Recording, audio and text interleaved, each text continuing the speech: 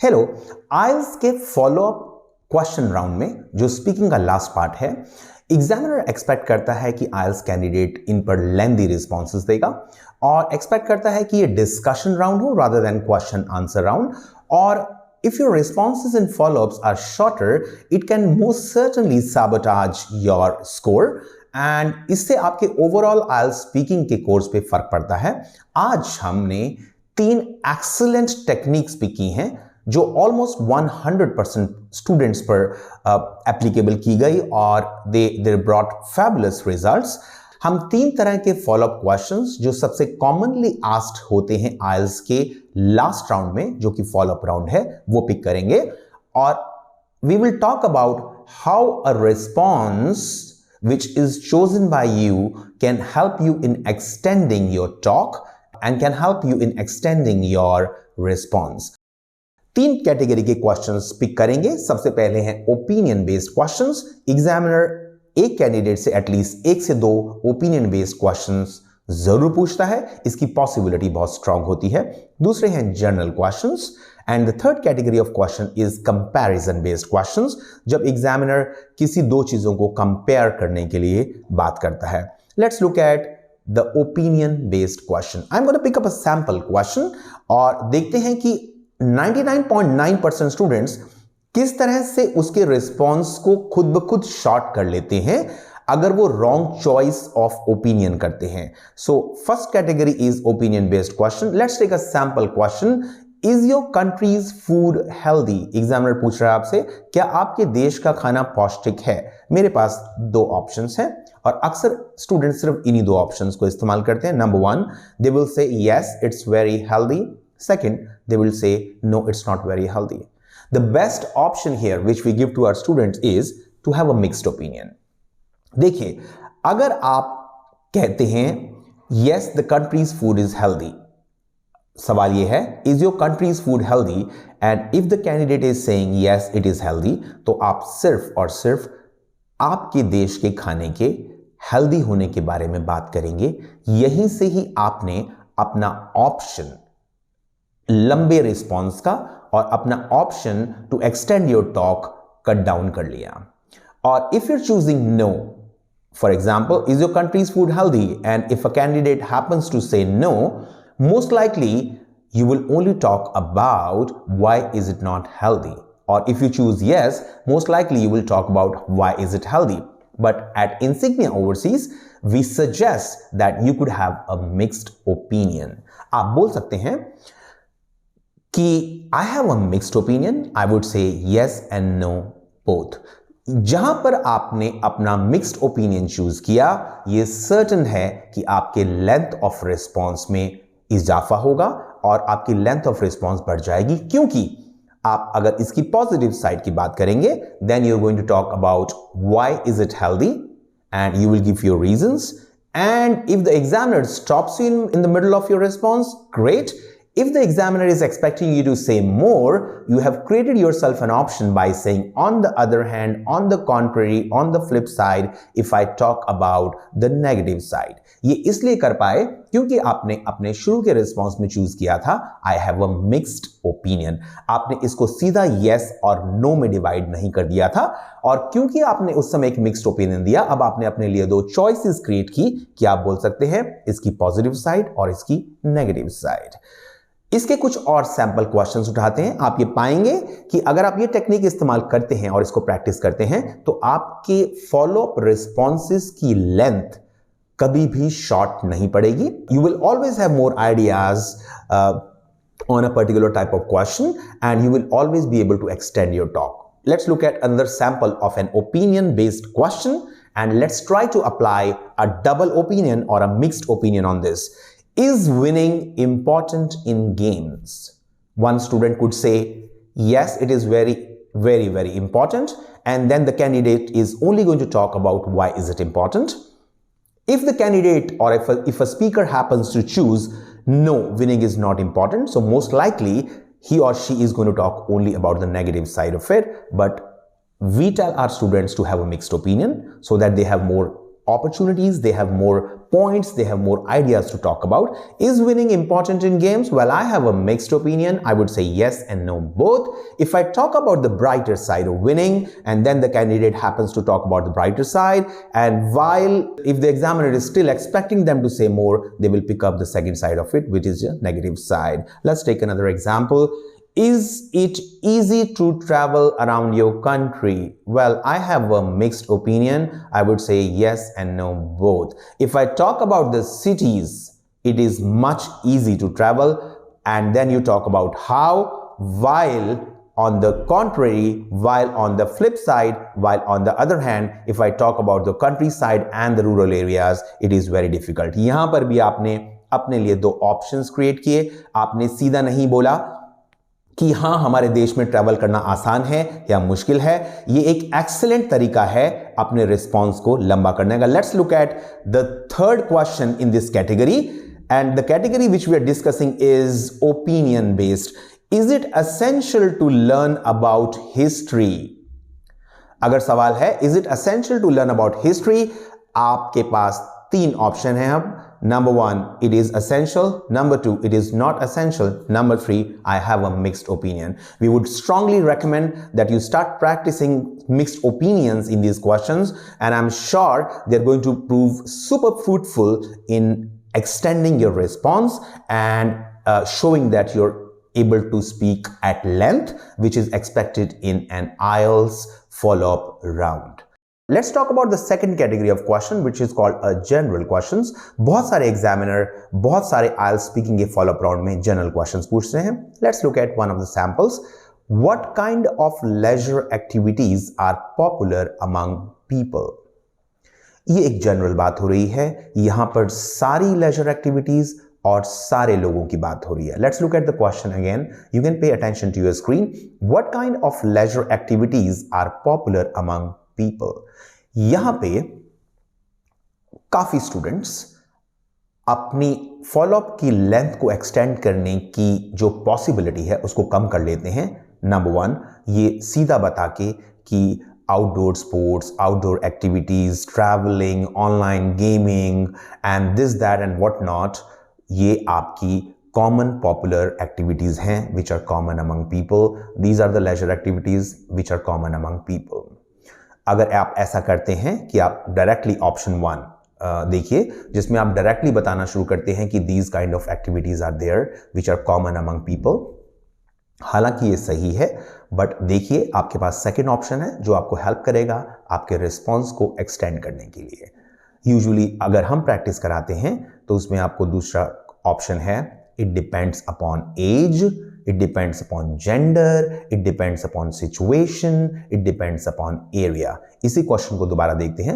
What kind of leisure activities are popular among people? The student instead of choosing कि ये activities हैं जो common है लोगों के बीच में, अपने ऑप्शंस को बढ़ाने के लिए बोल सकता है it depends upon certain factors. Certain common factors हैं, it depends upon age, it depends upon gender, it depends upon area. अगर कैंडिडेट ने ये सेकंड ऑप्शन चूज किया जिसमें उसने चूज किया इट डिपेंड्स, तो उसके पास फर्दर ऑप्शंस हैं. अगर आप अपनी स्क्रीन पे अटेंशन पे करें तो अगर वो चूज करता है it depends upon the age, तो उसने अपने लिए 3 ऑप्शन क्रिएट कर लिए. नंबर 1, ही और she is going to talk about kids and children. Second option is youngsters and teenagers. Third option is adults and fourth option is old people or elderly people. और फिर अगर हम दोबारा सवाल पर जाएं तो सवाल कह रहा है what kind of leisure activities are popular among people, और स्टूडेंट ने चूज किया well it depends upon the age. if I talk about kids and children, ये उसका पहला ऑप्शन है. अगर एग्जामिनर यहां तक सेटिस्फाई है और एक्सपेक्ट नहीं कर रहा कि आप और बात करें तो ठीक है, बट अगर एग्जामिनर आपसे एक्सपेक्ट कर रहा है कि फॉलोअप में आप इस रिस्पॉन्स को एक्सटेंड करें, तब आप बोल सकते हैं if I talk about youngsters and teenagers. आपके पास थर्ड ऑप्शन है if I talk about adults, और आपके पास फोर्थ ऑप्शन है if I talk about older people. तो देखिए आपकी चॉइसेस ऑफ रिस्पॉन्सेज, जो आपके डिमांड ऑफ द क्वेश्चन पे आप रिस्पॉन्स करते हैं, वो कंट्रोल करेगा कि आपकी लेंथ ऑफ रिस्पॉन्स और आपकी लेंथ ऑफ आंसर कितनी लंबी होगी।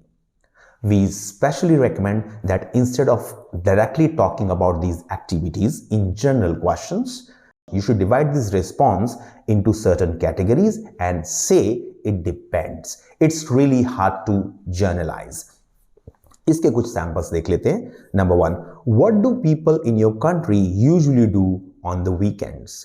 इस समय पूरे देश के सारे लोगों की वीकेंड्स की बात हो रही है। You could possibly say, well, it's really hard to generalize. It depends upon the age. जैसे ही आप चूज करते हैं it depends upon the age, तब आपने इस क्वेश्चन को फर्दर डिवाइड कर लिया। अब आप बात करेंगे कि किड्स और चिल्ड्रन वीकेंड्स पर क्या करते हैं। Then you can talk about youngsters and teenagers. Then you can talk about adults and you can talk about older people. आपने अपने लिए ऑप्शंस क्रिएट किए इस क्वेश्चन में ये चॉइस करके। और let's look at another question. Where do people like to travel during vacations? यहां पर भी सभी लोगों की सभी वेकेशंस की बात हो रही है। आप चूज कर सकते हैं। It's really hard to generalize. It depends upon their mindset, mentality. You can see it, you can choose, it depends upon their age. Children like to go, and then you can talk about where children like to go for vacations. Then you could probably talk about where teenagers like to go for vacations, and adults and elderly, and you could further drill down this question into subsections, and you can talk more. Let's look at another sample. Is fast food common among people in your country? Is fast food common among people in your country? आपके पास options हैं। Well, it depends upon age again, और it depends upon area. अगर हम age की बात करें, then you can further divide it into, if I talk about kids and youngsters, yes, they are fond of fast food, but if I talk about adults and elderly, they are usually not fond of. तो आपने again अपने लिए options create किए। और अगर आप choose करते हैं इसी क्वेश्चन में, दोबारा देख लें, is fast food common among people in your country? और अगर कैंडिडेट चूज करता है well, it depends upon area, तब आप डिवाइड करेंगे कि if we talk about the metropolitan cities and if we talk about the bigger cities and urban areas, people usually like to eat fast food. However, on the other hand, if I talk about villages and rural areas and the countryside, they usually do not prefer. तो यहाँ पर भी आपने अपने लिए options create किए। Rather than limiting your options, you should try to expand so that you can talk more, you can give a longer response. ये second excellent तरीका है किसी जनरल क्वेश्चन को हैंडल करने का। Let's look at the third category of follow-up questions, which is called a comparison question. Examiner आपसे expect करता है कि आप दो चीजों को कंपेयर करेंगे। ये मोस्ट लाइकली होता है age comparison, children and youngsters और ओल्डर पीपल एंड एडल्ट्स, या फिर होता है कंपैरिजन कंट्री साइड और रूरल एरियाज, या फिर मेट्रोपॉलिटन सिटीज एंड विलेजेस, या ये कंपैरिजन होता है आपका पास्ट और प्रेजेंट का। बहुत कंपैरिजन होता है पास्ट और प्रेजेंट में। इसका एग्जांपल पिक करते हैं। What is the difference between celebrations in the past as compare to celebration these days? आपके पास दो ऑप्शन है, या तो आप सीधा डिफरेंसेस बताने शुरू कर दें कि पहले सेलिब्रेशंस इस तरह होती थी और अब सेलिब्रेशंस इस तरह होती हैं। ये 100% श्योर है कि आप इस ब्रॉड क्वेश्चन को लिमिट नहीं कर पाएंगे। It is very difficult. अगर आप कंपेयर भी करें कि पिछली और अब की सेलिब्रेशंस में क्या क्या अंतर आए हैं, तो उनको एक क्वेश्चन में कन्फाइन करना बहुत डिफिकल्ट हो जाएगा। तो यूजुअली आपके लिए एक सुपर हेल्पफुल ऑप्शन है कि आप चूज करें इन terms of. In terms of का इस्तेमाल देखते हैं। इन टर्म्स ऑफ का हिंदी में मतलब है कि पिछली सेलिब्रेशन और अब की सेलिब्रेशंस में बहुत बदलाव आए हैं, और लेकिन वो बदलाव इस नजरिए से, इस एंगल से आए हैं। For example, in terms of choice and preference, in terms of money, in terms of technology. आप स्टूडेंट सीधा बताना शुरू कर दे कि पहली सेलिब्रेशंस और अब की सेलिब्रेशंस में क्या अंतर है, तो ये सर्टन है कि उसके पास आइडियाज़ लिमिटेड हो जाएंगे। लेकिन अगर वो इस्तेमाल करता है कि बदलाव तो आए हैं बट इस नज़रिए से आए हैं, इस एंगल से आए हैं और इस एंगल से आए हैं, ये भी एक तरीका है कि आप अपने फॉलोअप के रिस्पॉन्स को एक्सटेंड करें। जैसे कि let's look at some samples जिससे हमें ये बेटर अंडरस्टैंड होगा। What's the difference between actors of today as compare to actors in the past. So एक स्टूडेंट के पास ऑप्शन है कि वो सीधा पिछले एक्टर्स और अब के एक्टर्स में डिफरेंस बताना शुरू करे, और एक स्टूडेंट चूज करता है कि अब के एक्टर्स और पिछले एक्टर्स में इस लिहाज से इस एंगल से चेंजेस आए हैं।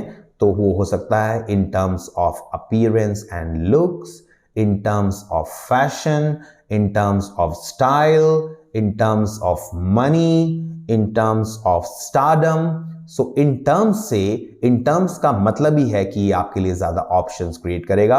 Let's look at another sample जिससे आपको ये ज्यादा क्लियर होगा। What's the difference between fashion and clothing of today as compare to the past. ये भी कंपैरिजन क्वेश्चन है। एग्जामिनर आज के फैशन और क्लोथिंग में और पास्ट के फैशन और क्लोथिंग में कंपैरिजन पूछ रहा है। आपके पास अगेन दो ऑप्शन है, या तो आप सीधा बताना शुरू कर दें कि आप पहले फैशन ऐसा था और अब ऐसा है, लेकिन एक ज्यादा इफेक्टिव और एक ज्यादा एक्सटेंशन वाला तरीका है कि आप बोलें well in terms of money, और आप कंपेयर कर दें कि तब में और अब के फैशन में पैसे के एंगल से क्या बदलाव आया है। Second, in terms of technology, आप दोनों में कंपैरिजन कर दें इन terms of technology. Third, in terms of choice and preference, और फिर दोबारा आपने अपने लिए ऑप्शन क्रिएट कर लिया कि आप प्रेफरेंस और चॉइस में आप बता सकते हैं कि क्या बदलाव आया। एक और सैंपल क्वेश्चन देखते हैं कंपैरिजन क्वेश्चन का, ये लास्ट कैटेगरी है। How are toys of today different from toys in the past. यह एग्जामिनर पूछता है, if you talk about the toys of today as compare to toys in the past, do you see a difference. तो उस angle से ये बोलने के बजाय कि अब के खिलौनों में और तब के खिलौनों में क्या अंतर है, आप बोल सकते हैं well there is a massive change, a huge change could be observed, और फिर दोबारा आप वो टेक्निक लगाएं in terms of। तो अगर हम सच में भी कंपैरिजन करें कि पिछले खिलौनों में और अब के खिलौनों में क्या बदलाव है, so we can talk about in terms of choice and preference, second in terms of money, third in terms of technology। तो फिर दोबारा इस क्वेश्चन को इस तरह रिस्पॉन्ड करके हमने अपने फॉलोअप के ऑप्शंस को बढ़ाया है। आप इस वीडियो को पॉज करें, इन सैंपल और चार्ट्स को प्रैक्टिस करें। आई एम श्योर अगर कोई भी कैंडिडेट इन 3 तरह के क्वेश्चंस को इस एंगल से रिस्पॉन्ड करता है तो कभी भी आइडियाज की कमी और जिसको आप बोलते हैं एक्सटेंशन ऑफ द रिस्पॉन्स की कमी महसूस नहीं होगी। And you can practice them with several sample questions, and I'm very sure that this is really going to help you to boost your score up, and it will give you more options to extend your response. My name is Vikas. I represent Insignia Overseas. It's one of the leading IELTS and PT institutes in Kurukshetra, and through these methods we make sure that we make IELTS simple for you. Thank you. Have a beautiful day.